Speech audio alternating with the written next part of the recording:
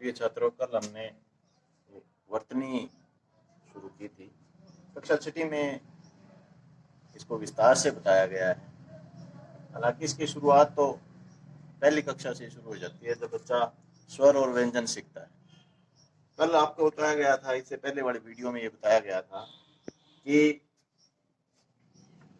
स्वर और व्यंजनों को अलग अलग कर देना ही, किसी भी शब्द के खंड कर देना वर्तनी कहलाता है।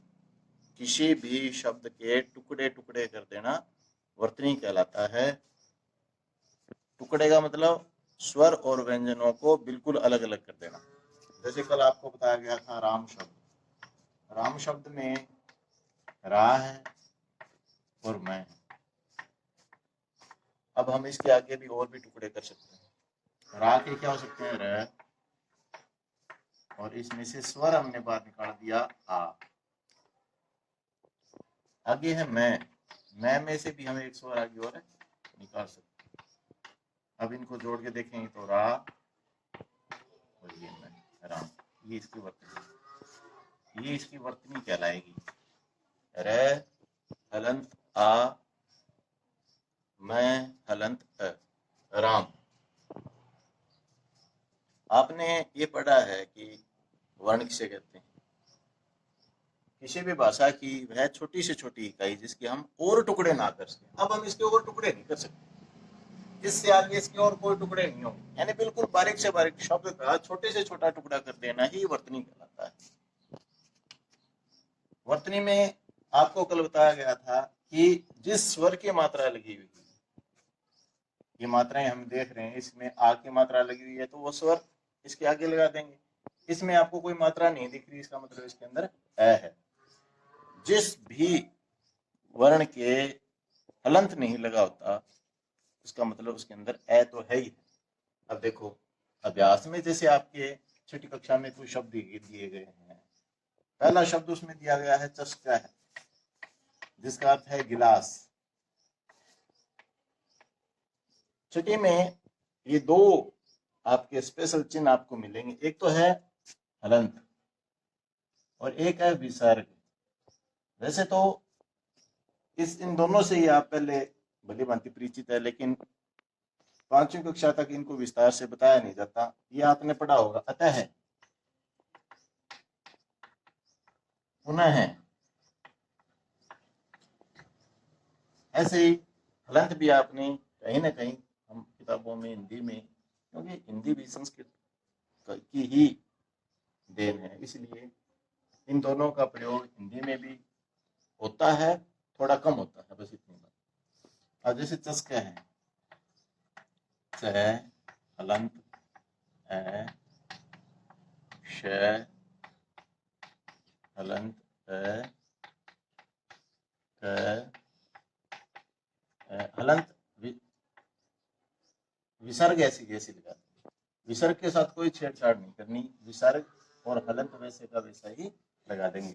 ये बन गया च, इनको जोड़ो च, इसको जोड़ो श, इसको जोड़ो क, चस्का है। इसके बाद है शौचिक है।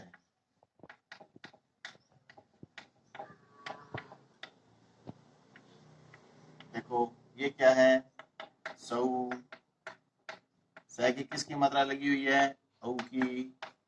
कुछ बच्चे इसको ओ उच्चारण करते हैं, जो कि गलत है। औ, औ औरत। सौ।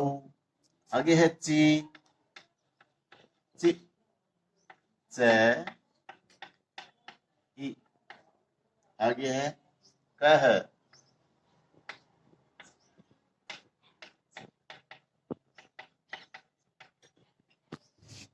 सौ, ची,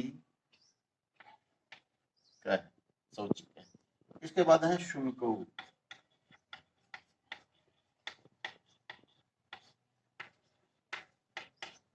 शु,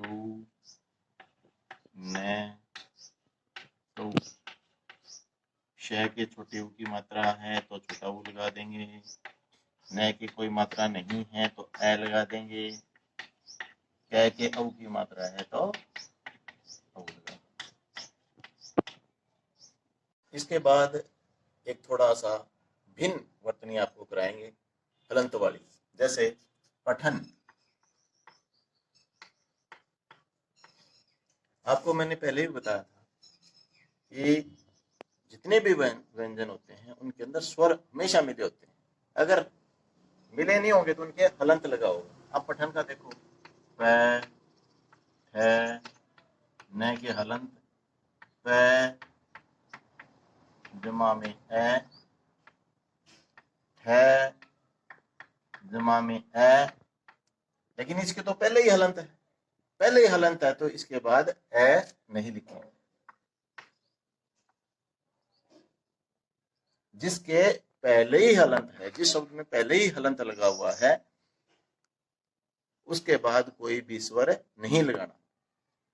लेकिन अगर हलंत नहीं है, इसका मतलब उसके अंदर ए है, या जिसकी मात्रा लगी हुई है वो स्वर है। जैसे स के औ की मात्रा लगी हुई थी तो औ है, इसके छोटी ई तो ई है, इसके कोई भी मात्रा नहीं थी तो ए तो है ही है।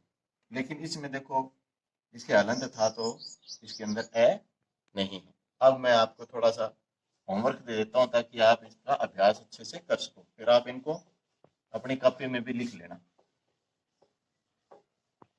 अब बिल्कुल छोटे छोटे शब्द, जैसे ममता, बबीता,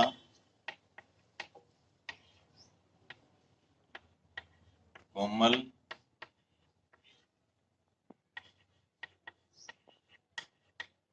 स्मिता और